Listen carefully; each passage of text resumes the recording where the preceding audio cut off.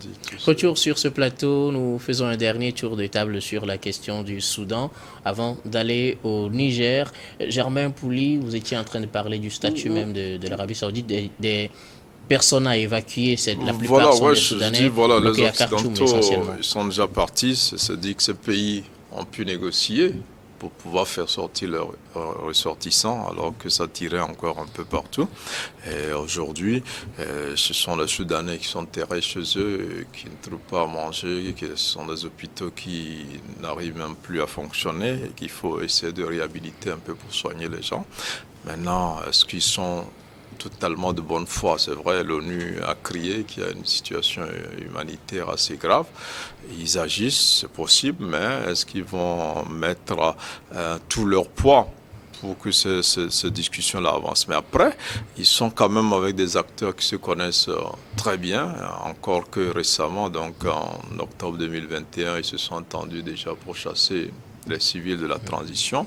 C'est pas la première fois qu'ils s'entendent. Ils Pourquoi avaient ne pas s'entendre cette fois-ci? voilà, au Darfour aussi, et quand le général Daglo dirigeait les miliciens, et quand l'autre aussi dirigeait l'armée de terre là-bas. Donc pour cette guerre-là, donc c'est des gens, c'est vrai que c'est des amis d'hier, aujourd'hui qui se battent pour le pouvoir, et on ne sait pas jusqu'où ils iront, mais je crois quand même que sur cette question humanitaire-là, il devrait faire cet effort-là, parce que ce peuple-là a beaucoup souffert. Maintenant, il ne s'agit pas seulement de Khartoum.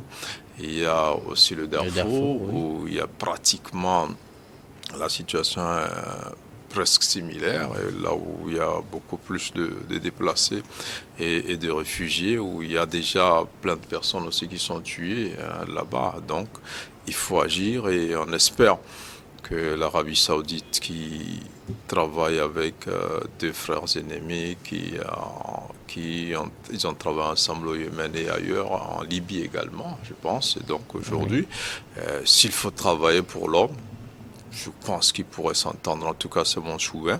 Okay. Après, comme je le disais, il y a quand même cette hypocrisie-là. Les mêmes personnes qui parlent de paix, ce sont ces mêmes personnes qui achètent des armes aussi, et qui demandent aux gens de combattre, après pour les réunir et parler de paix. Donc tout cela, je crois qu'aujourd'hui, il faut mettre l'homme au centre.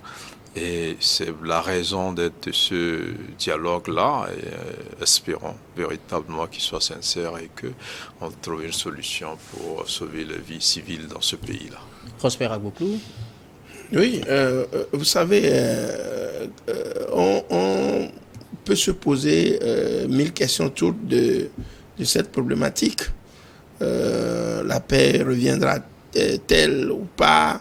Les négociations vont-elles aboutir? Il y a aussi, il faut quand même pas oublier que de l'autre côté, il faut souligner aussi la faiblesse de l'UA. Qui, vous savez qu'en 2021, l'UA a exclu le Soudan. Le Soudan. Donc, après le coup d'État contre le gouvernement civil. Voilà. Et depuis, l'UA n'a plus la voie libre à faire les armes nécessaires pour pouvoir intervenir en Libye. Et puis, il y a aussi la Ligade. Oui. Qui est intervenu, qui a pris donc attache avec Salva Kiir du côté du Soudan du Sud, pour pouvoir mener d'autres négociations vis-à-vis donc de cet accord de paix. Vous voyez à peu près, donc il y a tellement de l'amalgame d'ici et là.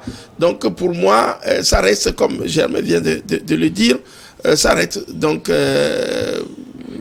l'épée de Damoclès sur lequel on peut tout simplement s'en faire pour dire que l'intérêt n'est pas aujourd'hui à cela. Et moi, je dis souvent que les organismes de l'ONU, pour moi, sont des organismes des bras armés de l'ONU, du Conseil de sécurité, qui souvent, quand on parle de paix, ce n'est qu'en Afrique qu'on le dit, hein, quand on parle souvent de paix, c'est plutôt l'adage qui veut préparer la paix, prépare la guerre.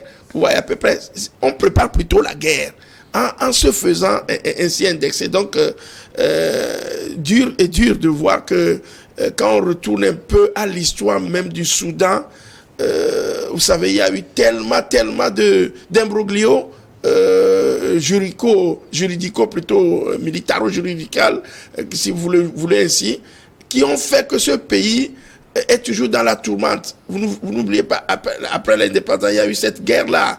Après, il y avait eu entre 80 et 82 le problème au niveau donc comment on appelle, John Garang, vous vous rappelez donc de ce monsieur qui avait été nommé donc vice-président derrière Omar el-Béchir, qui avait voulu lui aussi islamiser le Darfour. Après, il y a eu cette guerre-là, donc des négociations qui n'ont jamais abouti. Donc, moi, je ne pense pas que celle-là dont on parle aujourd'hui ne concernera que une façon pour les lobbying internationaux de pouvoir mettre en place leur stratégie pour pouvoir escroquer l'Afrique, détruire l'Afrique. C'est toujours ça. Ça, je crois quand même que pour moi, derrière, il n'y a rien. Oui, l'Arabie Saoudite joue le jeu souvent des États-Unis, d'Amérique. Il y a l'Égypte qui a armé l'armée soudanaise, qui est derrière l'armée soudanaise. Alors que vous savez, l'Égypte menait des opérations conjointes avec l'armée soudanaise. Ce n'est pas seulement... Oui, ce n'est pas seulement ça, mais le soutien vient là. Et quand vous voyez à peu près la position stratégique de l'Égypte aujourd'hui par rapport au pouvoir qui règne en Égypte, c'est un soutien ferme. Il a le soutien ferme des Américains. Vous voyez à peu près. Maintenant, concernant, je crois que le groupe Wagner, dont on parle souvent, qui dirait...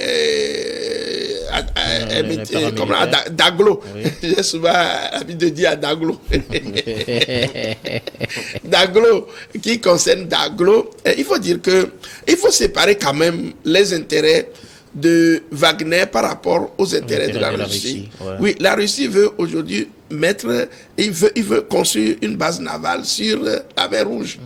Donc pour les Russes, ils regardent un peu le conflit là avec beaucoup de méfiance. C'est pourquoi ils ne se prononcent pas trop là-dessus. Parce que quel que soit celui qui gagnerait, eux, ils auraient donc le bénéfice de pouvoir construire cette base navale pour pouvoir contrarier les Américains. Donc le jeu est tellement flou que Moscou semble être un peu en retrait par rapport à cette situation.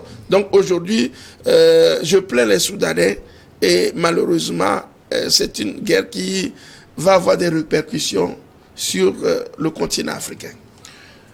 Rodrigue, vous le disiez tout à l'heure, le statut de l'Arabie Saoudite devrait plutôt aider, mais finalement, ça crée une certaine méfiance et ça ne joue pas vraiment dans le jeu, vous croyez? Non, pour moi, peut-être il faudra y adjoindre d'autres éléments, d'autres voies. Les États-Unis, par exemple. Mais les États-Unis. L'émissaire des Nations Unies est également là. Il voulait peser aussi de son poids sur la négociation. Vous savez, le problème, j'ai parlé de guerre par procuration. En réalité, ceux qui se battent, ils sont des Soudanais. Le simple fait de voir des Soudanais tomber, ça doit normalement parler à leur cœur. Et ils doivent comprendre qu'à un moment donné, ils n'ont pas besoin d'une négociation extérieure avant d'organiser un cessez-le-feu et faire de sorte à ce que la paix revienne. Okay. Mais quand vous êtes dans une guerre par procuration, vous avez tendance à aller demander l'autorisation à la personne qui tire sur les ficelles. Demander sa position avant de dire quoi que ce soit autour de la table. Ça ressemble au feuilleton de dialogue qui se passe souvent sous les tropiques, par exemple, où à un moment donné, on pourra parler de dialogue de sourds. C'est-à-dire, vous êtes là, mais en réalité, vous savez que ce n'est pas vous qui avez le dernier mot, quoi. Donc, c'est un peu la scène qui se dessine sur place. Et moi, c'est un peu comme une sorte de diversion. Une sorte de diversion. Si on veut régler le problème, il faudra, je l'ai toujours dit, que les Africains se réveillent. L'Union africaine, à ce jour, a commis d'abord, dans un premier temps, l'erreur. Parce que tout le temps, quand ça se passe comme ça, on vous dit, on sanctionne ci, on sanctionne ça, mais on n'est jamais apte à créer des conditions pour que cette triste scène-là ne se produise pas sur le continent. Donc aujourd'hui, on ne peut pas comprendre qu'il y ait cet organe-là, l'Union africaine, qui soit là à assister de façon tout à fait stérile à la destruction d'un État. Parce que l'Union africaine avait déjà exclu le Soudan. Est-ce qu'elle a aujourd'hui les manœuvres? C'est ce que je dis. C'est pour ça que, tu sais, c'est pour ça que c'est un peu comme un parent qui, suite peut-être à une erreur commise par un enfant, se dit, ben, écoute, sors de ma maison. Et puis demain, celui-là est en train d'assister peut-être ou de se morfondre par rapport à la destruction de la vie de cet enfant qu'il a expulsé lui-même de sa maison. Si la honte pouvait, par exemple, avoir une limite, l'Union africaine peut reprendre le contrôle de la situation, ce qu'elle ne peut pas ce faire. qu'elle ne peut malheureusement pas faire parce qu'elle a déjà, je dirais, compromis ses chances de père, voilà, ses chances ou sa responsabilité de père. Elle a fui devant la responsabilité de père et malheureusement ce sont les voisins qui tiennent des seaux d'eau qui ne peuvent pas éteindre facilement le feu et c'est bien dommage. Merci beaucoup Rodrigue pour cette analyse. Nous restons toujours avec vous pour parler actuellement du Niger, plutôt du Sénégal, excusez-moi. Nous allons donc au Sénégal où Ousmane Sonko est condamné en appel à 6 mois de prison avec sursis. Alors, le procès, on l'avait vu, la première condamnation, c'était 2 mois de prison avec sursis, avec une amende de 200 millions à payer. On a fait appel et finalement, on se retrouve avec 6 mois, avec des risques de ne pas se présenter à l'élection présidentielle. D'abord, vos analyses. Non, moi ça ne m'étonne pas, d'autant plus que nous sommes en Afrique. Et vous savez, en Afrique, généralement, quand on caporalise les institutions de la République, c'est-à-dire on conçoit que dans la plupart des États africains, où lorsqu'on est dans la posture d'obsédé de pouvoir, lorsqu'on est dans la logique d'écarter des adversaires politiques, on fait tout pour instrumentaliser les institutions de la République et ça répond forcément à ce schéma qui se dessine au Sénégal là. Et pour moi, ça n'arrange pas la situation. Ça n'arrange pas la situation.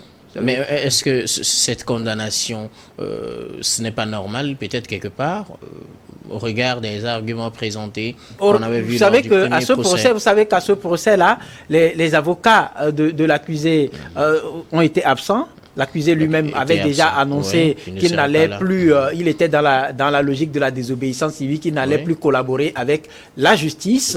Et donc, est-ce que ce n'est pas un choix qui se fait et cache aujourd'hui?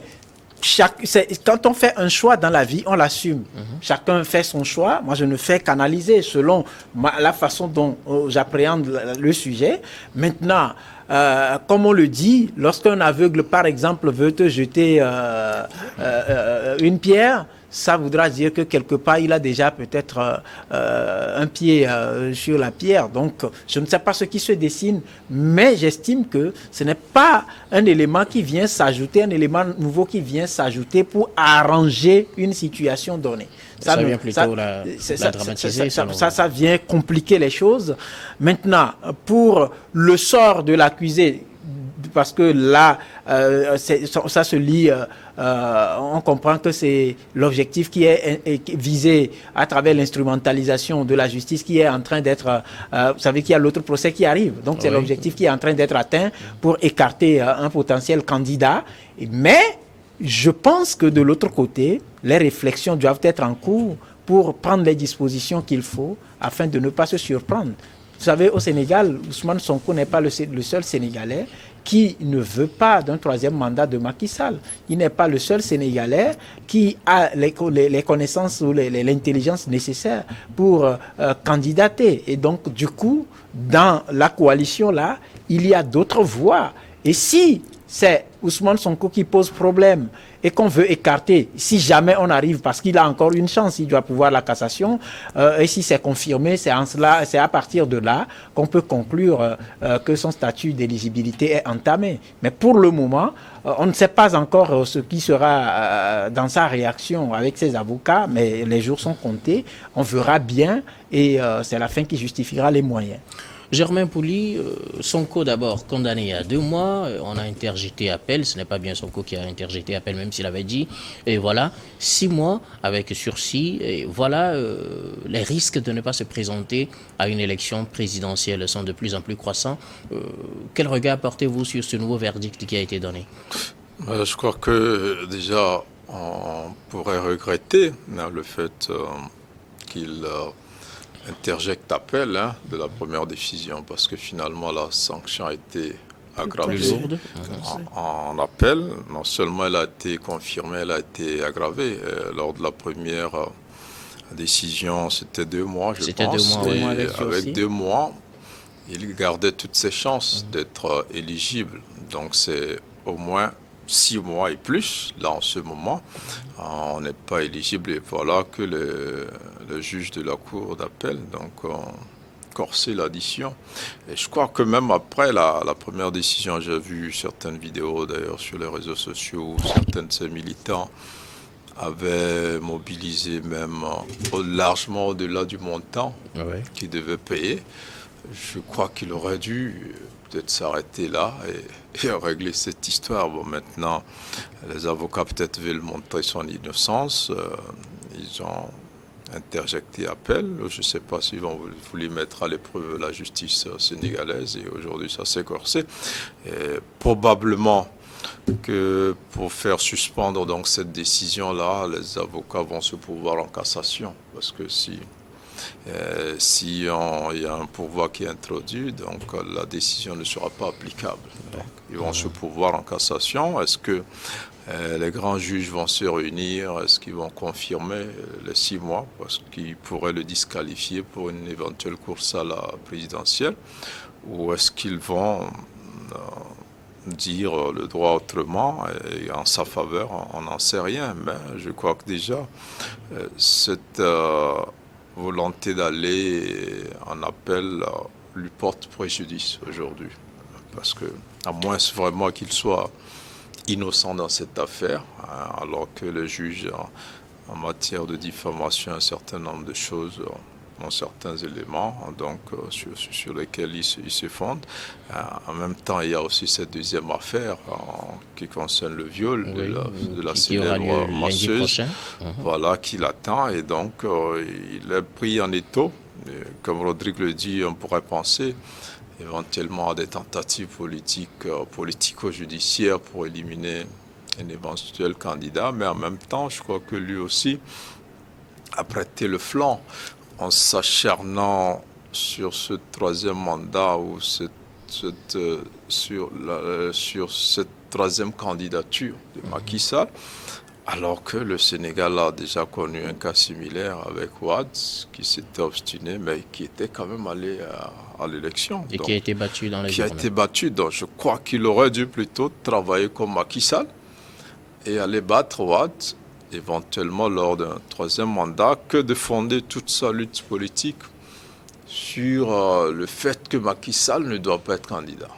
Et donc aujourd'hui, même sa ligne de défense dans ces deux affaires-là, c'est toujours cette affaire de troisième mandat. C'est comme si on le pourchassait parce que il est celui-là qui se bat plus pour que Macky Sall n'obtienne pas ce troisième mandat. Alors si les faits qu'on lui reproche sont avérés, je crois qu'il va se mordre les doigts à la fin, parce que peut-être qu'il obtiendra de Macky Sall qu'il ne soit pas candidat, ce dont j'en doute.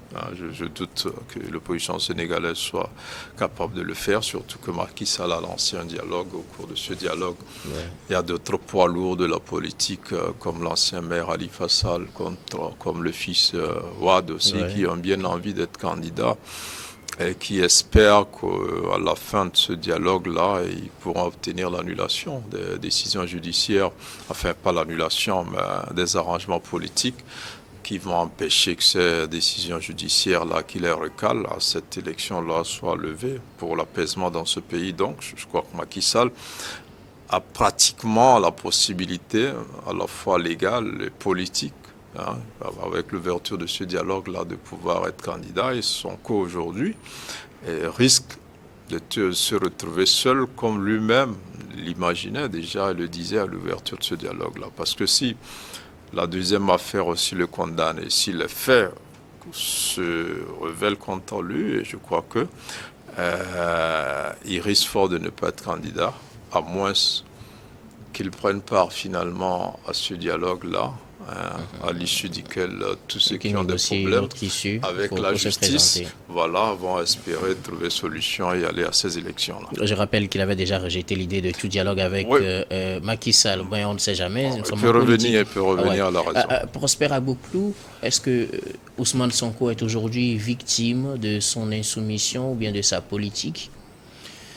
Non, bon, moi je suis un peu partagé, dubitatif par rapport à son statut d'opposant quand il s'initie ou je dirais comment on appelle se dit panafricaniste.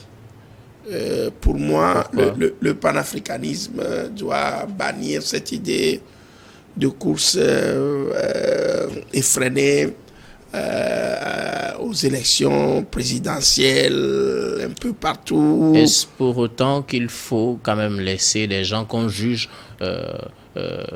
ne pas être en droit de se présenter à des élections? Est-ce pour autant qu'il faut les laisser se présenter parce qu'on est panafricaniste? Non, pas du tout. Parce que vous savez, il s'est mis, mes collègues l'ont dit, il s'est mis un goulot d'étranglement. C'est-à-dire, le joug, c'est lui-même qui l'a apporté.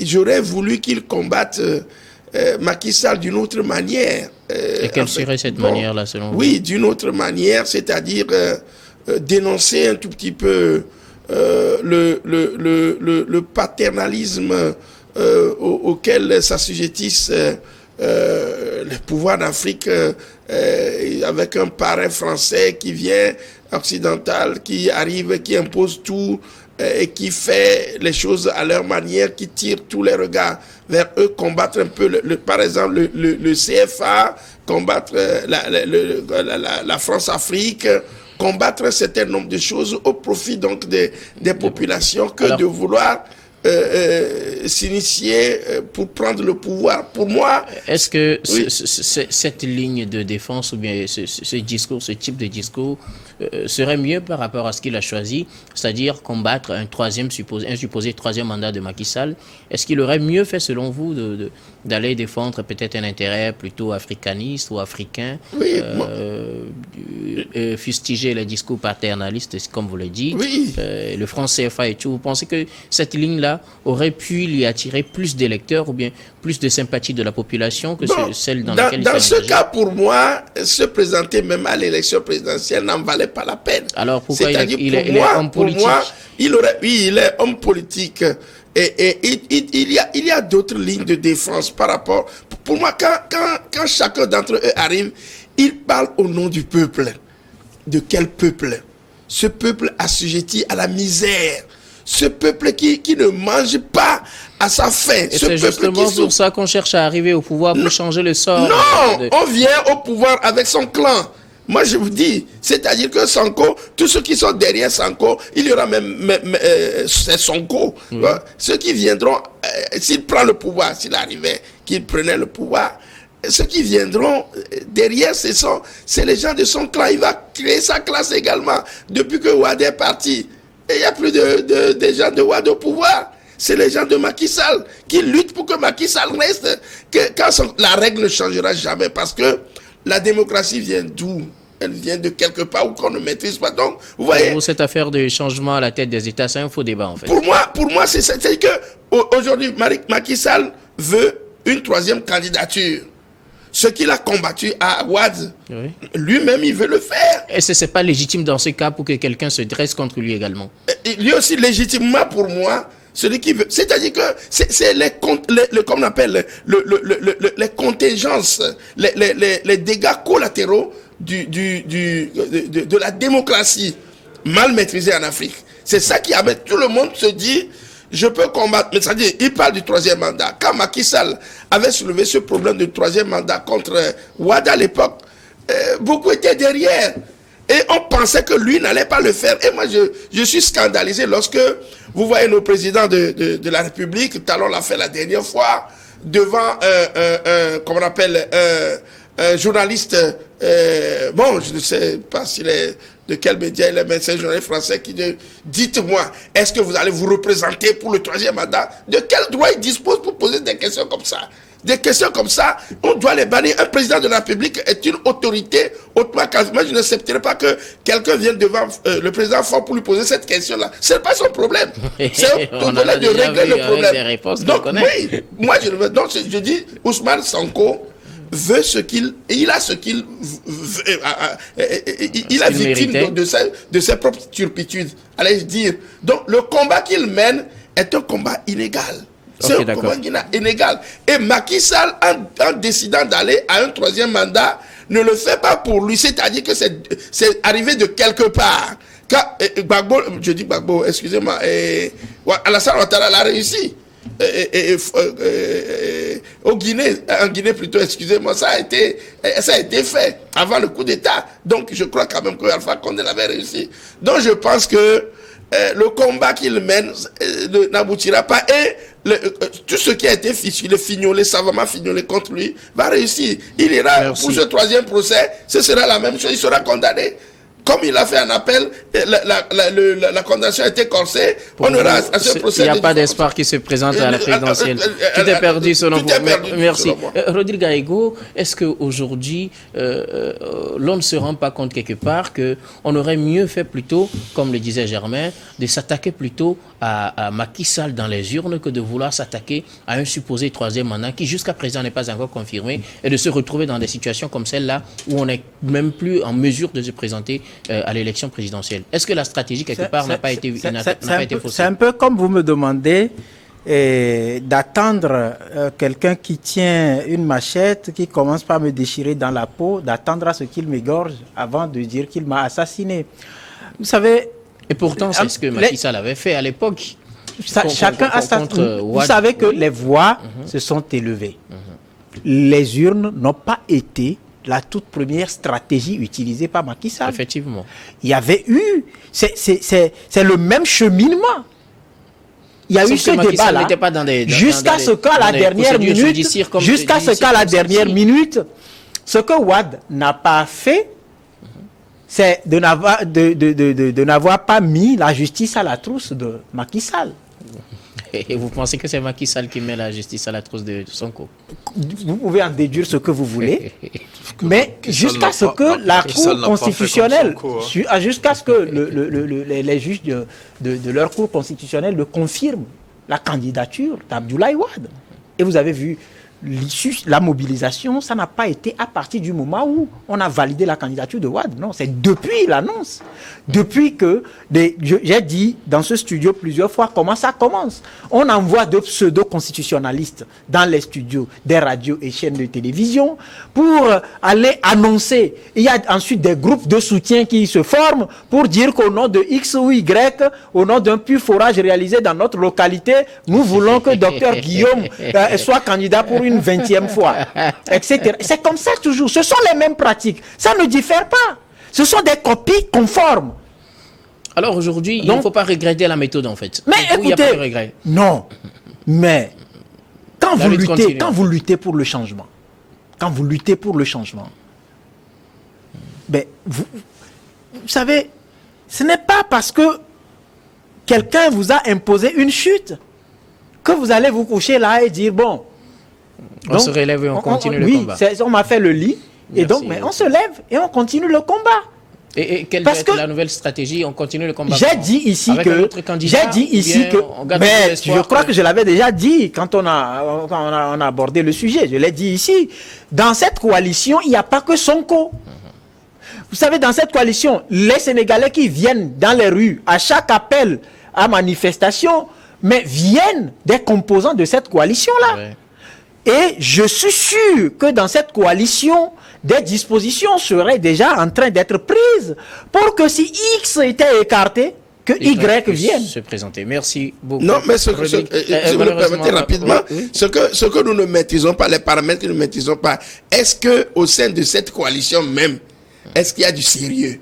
Bon, mais s'il n'y avait pas du sérieux, s'il n'y avait pas du sérieux, attendez, s'il n'y avait pas du sérieux, ben, les gens ne seraient pas ensemble à ce jour. C'est pour ça que vous allez constater que la dernière fois, il y a eu juste des poignées de main. Il y a eu juste des poignées de main à l'occasion d'une cérémonie, des poignées de main entre Macky Sall et des membres de la coalition, que les gens ont commencé par supputer comme quoi c'est un peu comme s'il y aurait un accord secret, etc. Non, il faut quand même qu'on arrête. C'est une coalition, les gens sont responsables. Ok, d'accord. Nous allons marquer la pause pour le journal, puis on revient pour la suite du débat.